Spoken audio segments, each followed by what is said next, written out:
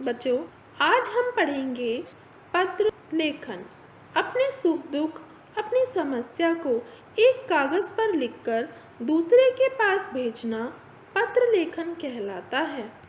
पत्रों के द्वारा हम अपने संदेश एक दूसरे तक पहुंचा सकते हैं।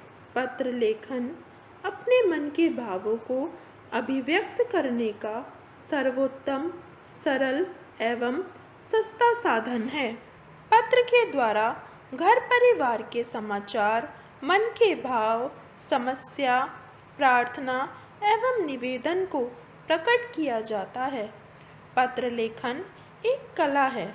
इसके द्वारा व्यक्ति के ज्ञान, अभिरुचि एवं व्यक्तित्व का भी पता चलता है। आइए अब हम देखते हैं पत्रों के प्रकार। बच्चों, पत्र दो प्रकार के होते हैं: औपचारिक पत्र, अनौपचारिक पत्र।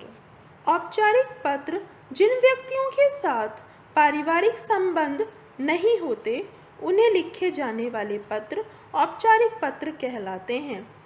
प्रार्थना पत्र, प्रधानाचार्य को पत्र, संपादक को पत्र, व्यापार संबंधी पत्र, कार्यालय पत्र आदि औपचारिक पत्र के अंतर्गत आते हैं।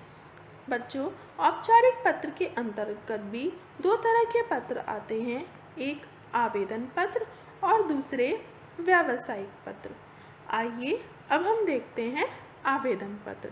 आवेदन पत्र के अंतर्गत नौकरी के लिए लिखे जाने वाले पत्र, प्रधानाचार्य या प्रधानाचार्य को अवकाश लेने हेतु जो पत्र लिखे जाते हैं वो आवेदन पत्र कहलाते हैं।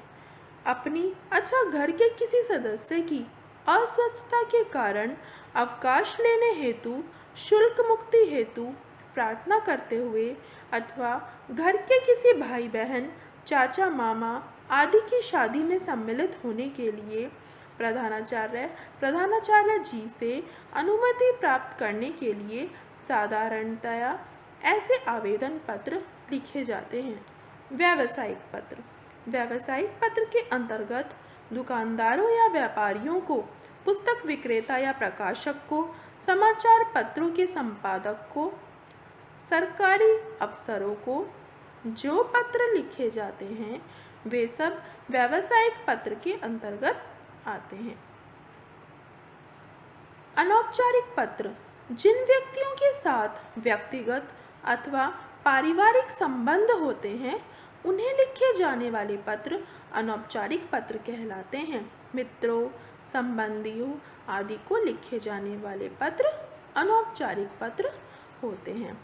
आइए बच्चों, अब हम देखते हैं कि औपचारिक पत्र किस प्रकार लिखे जाते हैं। औपचारिक पत्र का प्रारूप क्या होता है? औपचारिक पत्रों को लिखते समय हमें कुछ बातें ध्यान में रखनी चाहिए। बाईं ओर सबसे ऊपर जिसे प्रार्थना पत्र, आवेदन पत्र या कार्यालय पत्र लिखा जाए उसका पद और पता लिखा जाता है। जैसे सेवा में प्रधानाचार्य महोदय, ज्ञान भारती विद्यालय, सेक्टर 28, चंडीगढ़।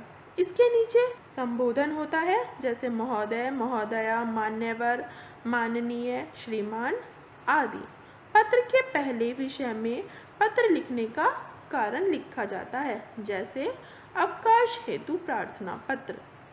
इसके बाद अगले अनुच्छेद में कारण से संबंधित विषय को विस्तार से लिखा जाता है, जैसे सविनय निवेदन है कि मैं पिछले 2 दिनों से ज्वर से पीड़ित हूँ, डॉक्टर ने 4 दिन तक विश्राम करने के लिए कहा है। अंतिम अनुच्छेद में कार्य करने का अनुरोध किया जाता है और धन्यवाद या आभार व्यक्त किया जाता है, जैसे कृपया मुझे 12 अक्टूबर से 15 अक्टूबर तक अवकाश प्रदान करें, धन्यवाद सहित। इसके पश्चात प्रार्थी, भवदीय, आपका आज्ञाकारी शिष्य, भवदीया, आपकी आज्ञाकारिणी शिष्या आदि लिखा जाता है, जैसे आपकी आज्ञाकारिणी शिष्या। इसके नीचे पत्र लिखने वाला अपना नाम लिखता है, जैसे साक्षी राय, कक्षा 7वीं ब। अंतिम पंक्ति में दिनांक लिखते हैं, जैसे 13/10/2010। आवश्यकता अनुसार नीचे अपना पता लिखा जाता है। आशा करती हूँ बच्चों आपको औपचारिक पत्र समझ में आया होगा।